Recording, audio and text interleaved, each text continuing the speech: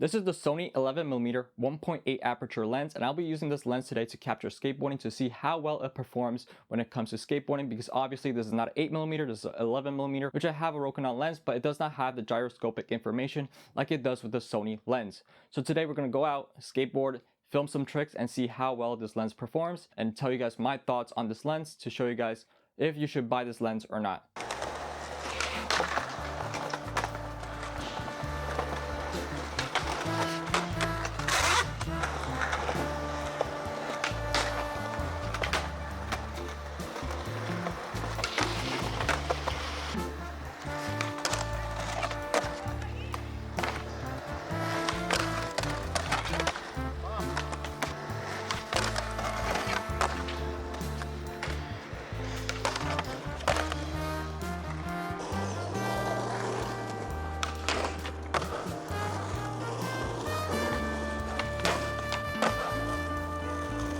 Oh man, I hope I got that good.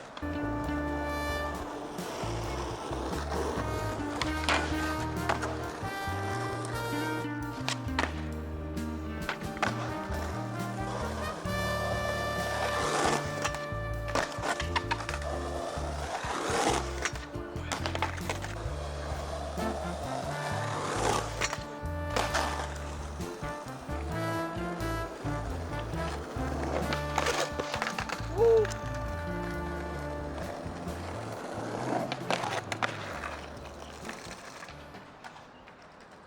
After a couple of times of me using this lens and filming my friends skateboarding, I've noticed a couple of things about this lens. First of all, this lens is very light. So when it comes to the 8mm Rokinon lens, this lens is shorter and lighter than the big behemoth of the 8mm Rokinon lens. If you haven't seen that video, please check that video out right here. But let's continue with this 11mm lens and some of the good things and bad things about it. I was filming on the Sony ZV-E10, which had a 4K 30 frames, which does have a crop factor when it comes to filming 30 frames per second.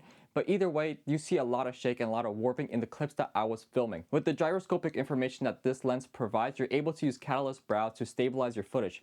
I wouldn't go above 0.09% because if you do that, then it's going to be really warped and it's going to be very cropped in, which will make you lose your quality. All the clips you watched today was all stabilized by catalyst brows, about 0.5%. One more thing I want to mention about the 4K 30 frames per second crop is when you're filming with the 11mm, and you're trying to get up close into that skateboarding trick that your friend is trying to do, it's obviously gonna be so much harder because you have the crop factor. You're not gonna be able to shoot the whole entire body like you normally do with the Rokinon 8mm lens, because you could just angle that whole lens up and you'll be able to capture the whole body. But with the 11mm, it's so much harder to do with the crop factor, and the fact that you have to stabilize the footage in catalyst brows, you really have to keep your distance away from the skateboarder. You could use active stabilization, but with active stabilization, it may not help you because in the end, you still have to move back because it has a crop factor as well with the active stabilization. The last question that I will ask is, would I recommend this lens to all skateboarding filmers? And the answer is, I would 100% recommend this lens, mainly because of how well this lens films and the fact that it has gyroscopic information. If you have the right camera with 4K and no crop factors, then this lens has so much potential to get very good content and very good skateboarding footage. As a street skateboarder, you definitely have a lot of different terrain where you're going to be skating. So with this lens and stabilization, you'll be able to keep the footage as stable as possible. Even though it has a little bit of a crop factor when you're trying to stabilize in catalyst brows, it definitely has the potential to get very good content and good skateboarding tricks, obviously. But like I said, I definitely would 100% recommend to anyone who's using Sony cameras and has a really good rig to make sure that this camera lens is stable as possible, so that way you're able to get the perfect footage.